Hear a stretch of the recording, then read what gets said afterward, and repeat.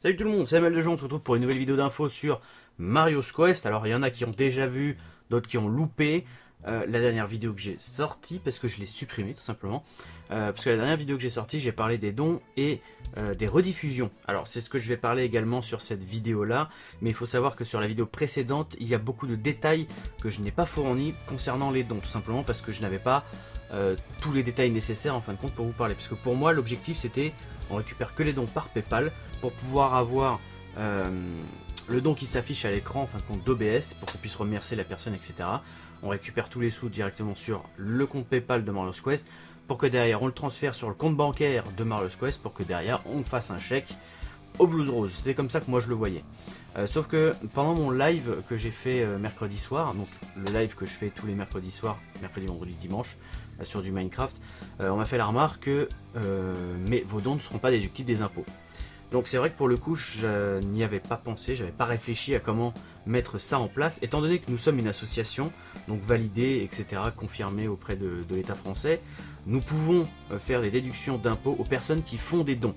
Donc de base, la seule chose qu'il faut que je fasse pour pour pouvoir distribuer une réduction d'impôts grâce aux dons, c'est récupérer le nom, prénom, l'adresse, plus le montant du don de la personne, qui normalement je devrais pouvoir les récupérer très facilement avec PayPal. C'est très simple, j'ai juste un bouton à cliquer et je récupère toutes les infos. J'envoie le mail avec un certificat comme quoi, c'est un reçu fiscal pour don que ça s'appelle. Donc la personne qui aura fait un don pourra déduire ce don de ses impôts. Donc ça là-dessus, il n'y a pas de problème. La seule chose qui moi me posait problème, c'était ok, les gens peuvent payer par PayPal, mais qu'en est-il des personnes qui veulent payer par carte bancaire? Parce que oui, pour moi je pars du principe que si tu peux déduire ton argent des impôts en faisant un don, pourquoi ce serait qu'avec PayPal et pas avec ta carte bleue? Voilà, ton compte bancaire, peu importe. Donc on a réfléchi à beaucoup de choses avec Darkbook. Vidéo m'a aidé aussi vis-à-vis de ça.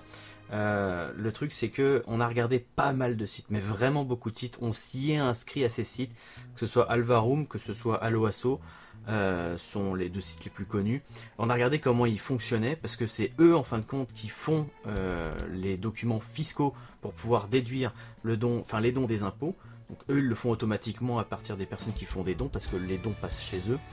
Le seul problème c'est que eux n'acceptent pas PayPal. Et moi je voulais absolument qu'on puisse avoir PayPal pour faire des dons. Parce que PayPal, c'est un moyen très simple de faire des dons et un moyen ultra sécurisé. C'est beaucoup plus sécurisé que de faire un don avec sa carte bleue.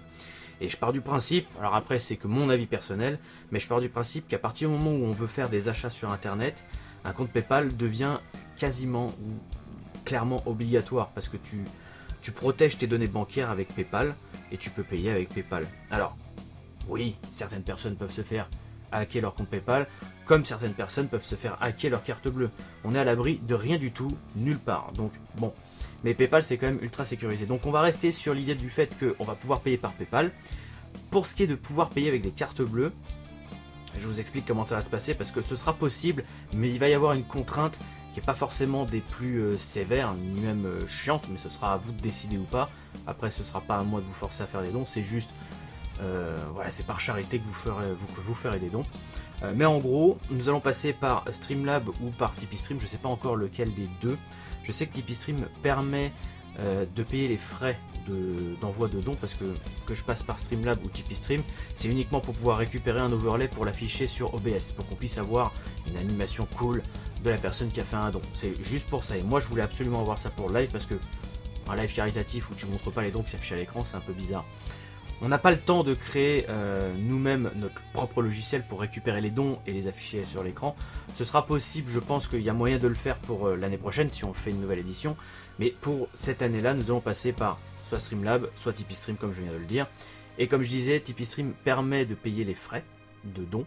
Parce qu'une personne qui va faire un don de 20 € par exemple, Tipeee Stream va prendre une part. La personne peut cocher une case pour dire non, j'ai envie de payer cette part là, donc nous on va récupérer vraiment 20 € et on va pas récupérer par exemple 19,90 ou une connerie comme ça.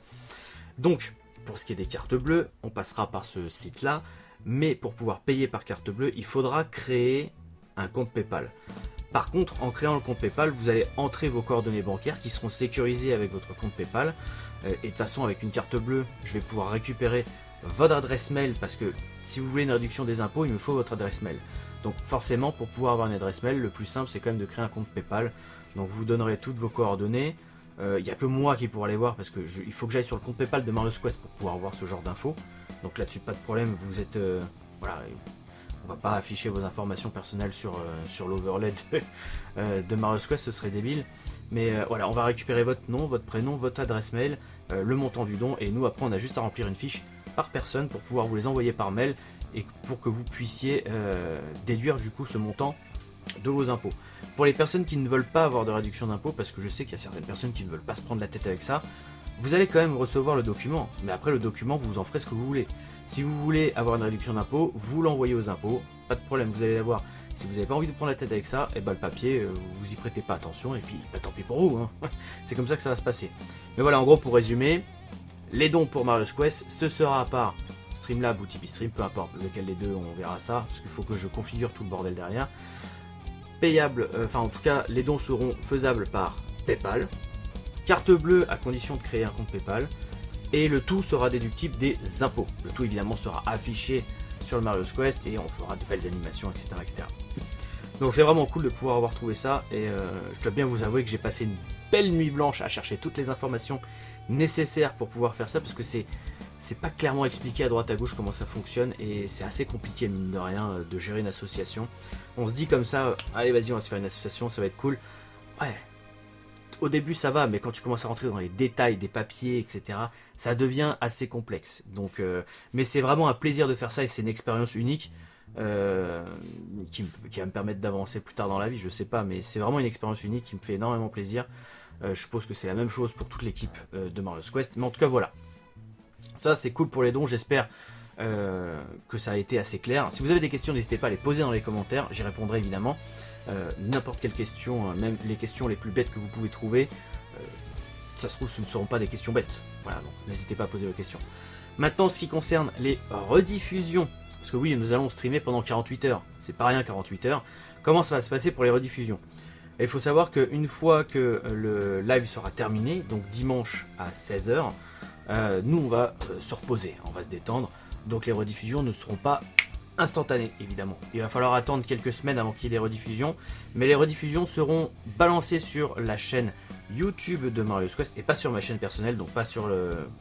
J'allais dire pas sur la chaîne où vous êtes en ce moment, mais cette vidéo là je la balance sur la chaîne YouTube de Marius Quest et ma chaîne YouTube ML2G, donc voilà. Les rediffusions seront sur la chaîne Marius Quest, vous pourrez les trouver là-bas.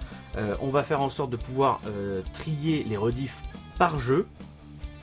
En ce qui concerne un possible best-of de Marius Quest, il y a moyen, sauf que personnellement je ne le ferai pas parce que c'est beaucoup trop de boulot. Parce que re-regarder 48 heures de vidéo pour faire un best-of, c'est énormément de taf.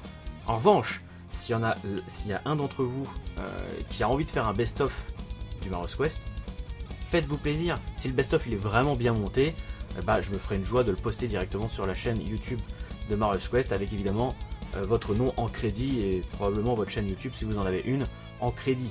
Alors, ce sera l'occasion aussi de pouvoir vous mettre en avant vis-à-vis du travail que vous aurez fait sur potentiellement un best-of. Ensuite, une dernière précision à donner vis-à-vis des best-of et rediffusions. On va tourner pas mal de vidéos avec la caméra à laquelle je tourne en format Behind the Live. Alors on va pas l'appeler Behind the Live, on va l'appeler autrement, on va trouver un nom assez chouette en rapport avec Mario, je sais pas encore quoi parce que il va falloir réfléchir à ça, mais en gros on va tourner pas mal de petites vidéos, donc avant, pendant et après le marathon. Pendant et avant, on va pouvoir vous montrer tout le matos qu'on va utiliser, les branchements, les logiciels et tout ça. Je vais pouvoir tout vous montrer. Comme ça, les personnes qui voudront faire la même chose chez eux pour pouvoir faire justement un live caritatif ou même un live de leur côté juste pour eux, bah, ils auront toutes les informations nécessaires. Ou en tout cas, j'espère pouvoir donner toutes les informations nécessaires pour pouvoir faire des lives. Alors, je me souviens qu'à une époque, au Zeldaton, on galérait à trouver certains setups, comme par exemple pouvoir streamer et la Game Boy Advance et la GameCube en jouant à Force World Adventure. C'est à force de recherche etc qu'on a pu trouver ça, mais c'est vrai que c'est compliqué parce que c'est pas expliqué correctement si on cherche sur internet.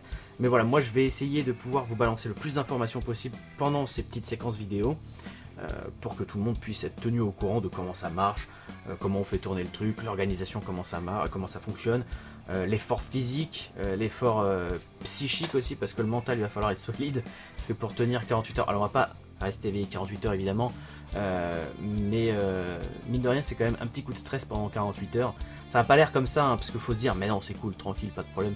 Mais tu as quand même ce tout petit bout de stress qui te dit, ah, j'espère que ça va bien se passer et tout. Donc bon, voilà, il y a tout ça aussi à prendre en compte et ce sera forcément retranscrit à partir de ces vidéos. Et comme je disais, on va tourner avec cette caméra parce que pour voir tout le monde pendant le Mario's Quest, on utilisera ma webcam qui est juste là et pas la caméra. La caméra, on va s'en servir vraiment pour tourner des petites séquences à droite à gauche. Voilà pour ce qui est des informations que j'avais envie de vous donner sur cette vidéo là. Donc pour les personnes qui avaient vu la vidéo précédente, vous avez pu voir qu'il y a beaucoup plus d'infos sur les dons, mais en ce qui concerne les rediffs, c'est le même topo. Pour les personnes qui n'auront pas vu la vidéo que j'ai supprimée, bah écoutez, tant mieux, vous avez vu cette vidéo là. Et comme je le dis, si vous avez des questions vis-à-vis des dons, n'hésitez pas à les poser dans les commentaires. Je vais essayer cette semaine de vous balancer une autre vidéo d'information sur Mario's Quest. C'est pas sûr que je puisse le faire parce que on est confronté à un tout petit mur vis-à-vis de quelque chose qui nous tenait à cœur. Ça ne dérangera pas le Mario's Quest très clairement, mais voilà, il faudrait que je vous en parle sur une autre vidéo, mais pour ça, bah, ce sera sur une autre vidéo. Sur ce, je vous laisse, merci d'avoir regardé cette vidéo d'information sur Mario's Quest. Commentaires, n'hésitez pas à poser vos questions. Moi je vous laisse, portez-vous bien et à bientôt les amis. Bye.